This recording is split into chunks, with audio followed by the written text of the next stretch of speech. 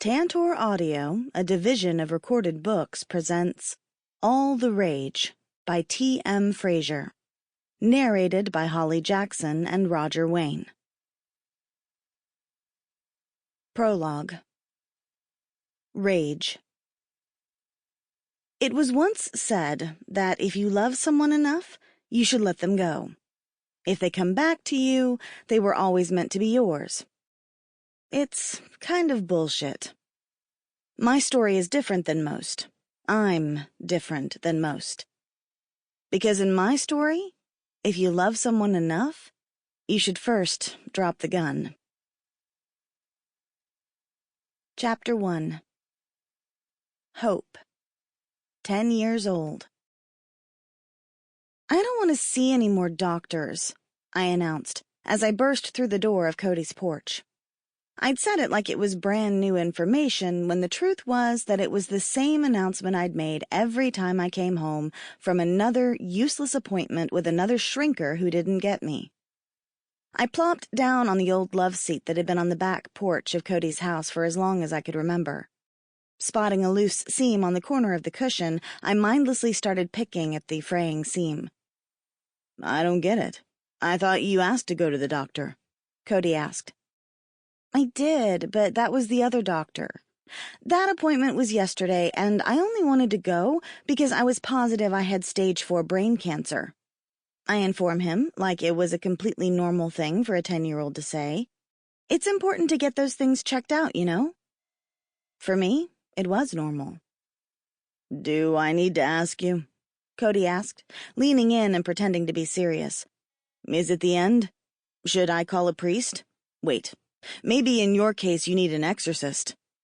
He bent in half, wrapped his arms around his middle, and had himself a good laugh at my expense.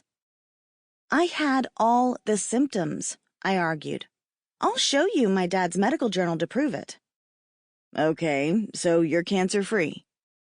Brain cancer, anyway, I corrected. But this isn't about those doctors. This is about the other ones, the shrinkers. I don't want to go to them anymore. I think I've been shrinked enough.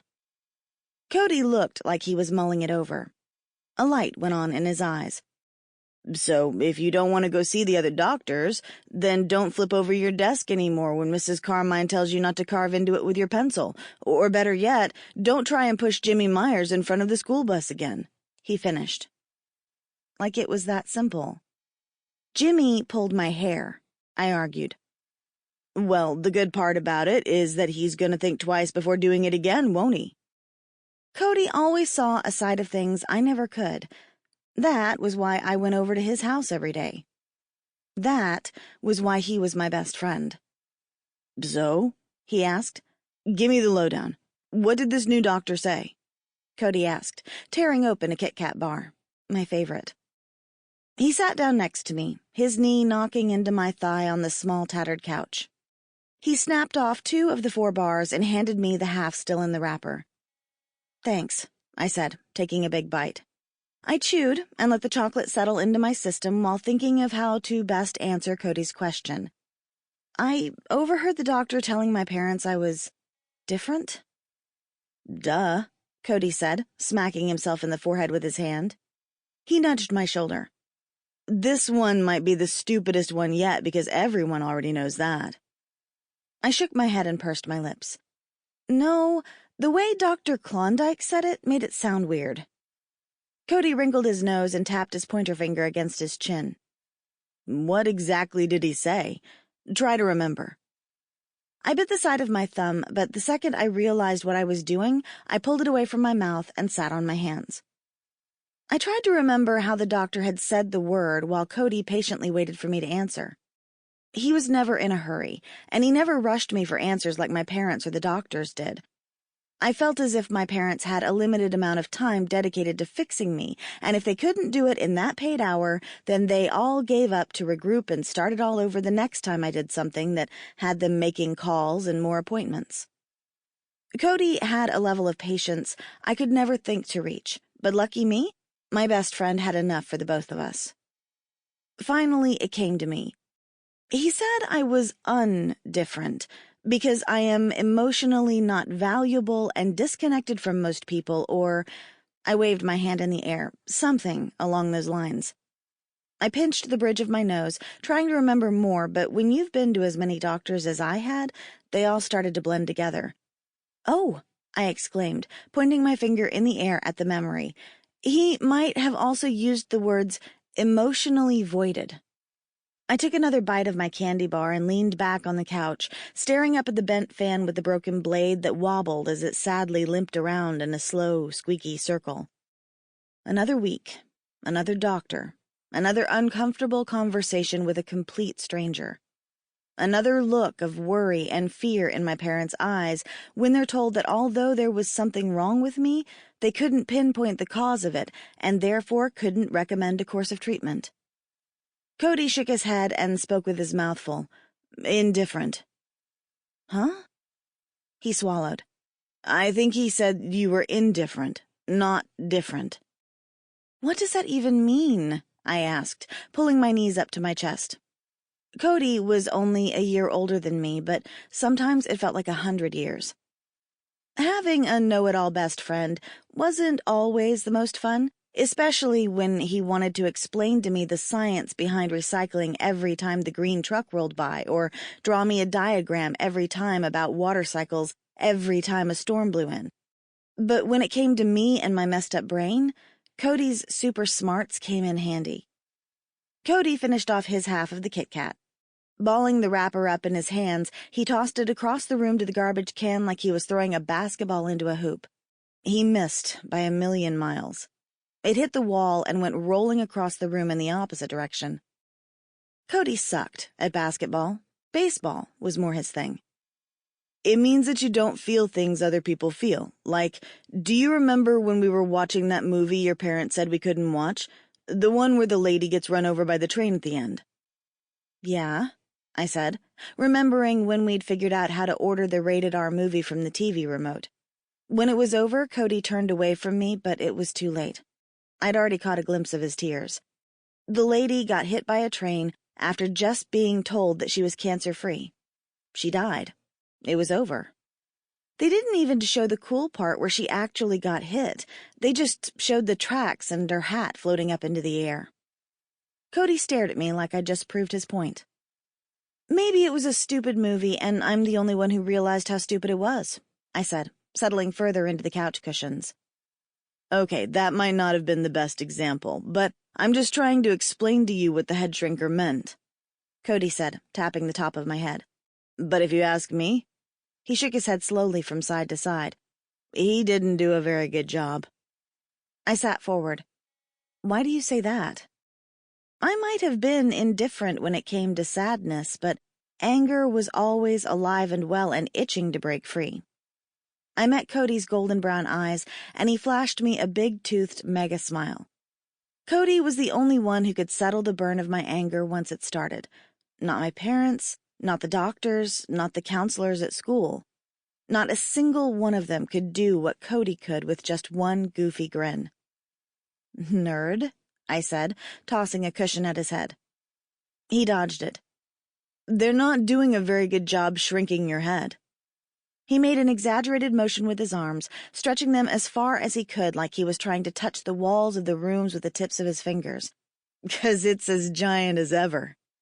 He reached out and mussed my hair with his hand, causing my ponytail to come undone and my hair to fall into my eyes in a shabby curtain of messy blonde. Cody burst into a fit of uncontrollable laughter. His dark hair, almost as long as mine, was also covering his face as he clutched his stomach and rolled off the couch, laughing hysterically until he rolled right into the screen door, scraping his arm on a jagged piece of aluminum. "Crap!" he hissed between his teeth. He held onto his elbow and pulled his arm up to check out the damage. A trickle of bright red blood dripped from the scratch below the sleeve of his t-shirt and rolled down into the crease of his elbow. I scrambled off the couch and knelt beside him and lifted his elbow higher so I could look at his scrape. "Are you okay?" I asked. Cody looked up at me and brushed away some of the straggly hair that had fallen into his eyes. "Yeah, I'm fine," he said, standing up off the floor. He reached out for my hands and pulled me up with him. "It's just a little scratch." Cody and I had always been around the same height until last year when he started growing like a weed. I don't think I realized how tall he'd really gotten until I had to crane my neck to look up at him. His forehead creased like he smelt something bad. "What?" I asked, taking a step back in case it was me. Maybe extra onions on my foot-long fun dog for lunch wasn't the best idea. "Can I ask you something?" Cody asked, which was stupid because that was a question as well. I gave him a look that conveyed that thought, my lips pursed in a sideways pout and my eyes rolled high back in my head. Cody waved me off. "Okay, so right now, what did you just feel just then when you got up off the couch and came over to me?" "I don't understand," I said, and then it was my turn to scrunch up my forehead. He pointed to his arm and then his scrape where the bubble of blood had already begun to dry. "When I hurt myself, you came over here to check on me. What were you thinking when you did that?" I shrugged. "I don't know.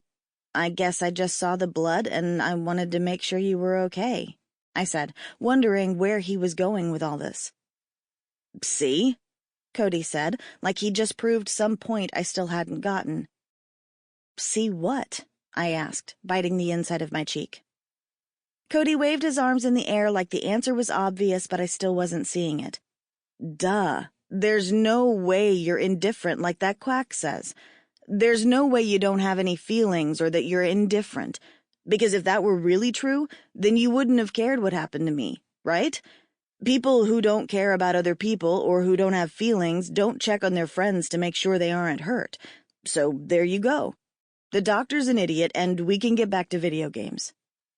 Cody kind of had a point, but I didn't bother to remind him that he was the only one besides my parents that I would have that reaction for. Out of all the people in the world, did caring about only 3 of them even count? The week before, an older neighbor had fallen on his bike in front of our house. I watched in fascination from the living room window as he struggled with his obviously broken leg until a car came by and stopped to help. It never even occurred to me to help. Not once. It was that thought, the idea that I was broken, that sent the heat of rage soaring through my spine, and it was that anger that caused me to send the entire contents of my mom's china cabinet crashing to the floor. "You've got to remember that you're different, not broken. We just gotta fix you up a bit. Make it so that others don't see all the different inside you." He winked at me, something he's been doing a lot over the last few months. Whenever I tried to wink back, I just blinked a bunch of times and wound up looking like a genie because I couldn't close one eye at a time. Cody walked over to the TV and started untangling 2 controllers for his gaming system. "It's a start, though, right? We're getting somewhere. You care about me, so what the doctor said isn't true. I'd say that's enough headway for today." "Sure is," I agreed, sitting down Indian style on the floor in front of the couch. "You can't worry so much about what's normal and what's not," Cody said. I wished it were that simple, but my parents were hell-bent on fixing me. Some days, I felt more like an experiment in a petri dish than their kid. I knew I wasn't normal without a single person having to tell me. My parents didn't need to spend a single dollar for a professional to tell them something so obvious. But my parents worry about me. That's why they've taken me to every head shrinker from here to Georgia to try and figure me out. "But they've only taken you to them because of your anger thing, right?" Cody asked. "I mean the other stuff. The always worrying that you're sick, the germ thing, the never sleeping. That's not the thing that gets them calling the doctors, right? It's just when you get really mad." I nodded, knowing full well it was my rage and what I did when I had an episode that kept them up most nights. Cody finished untangling the controllers and handed me one. He powered on the gaming console and the little TV sprang to life in bright animated colors. "Then I think the answer is simple." "It is?" I asked. "What answer?" Cody's gaze was fixed firmly on the little green character on the screen, his tongue hanging out the side of his mouth while he concentrated. His elbows inches away from my face as he dramatically maneuvered his controller around in the air. "Uh-huh. We just gotta teach you how to fake it." "Fake it?" I asked. "Fake what?" All of it. The emotion stuff. First, when you need to unleash the Sample complete. Ready to continue?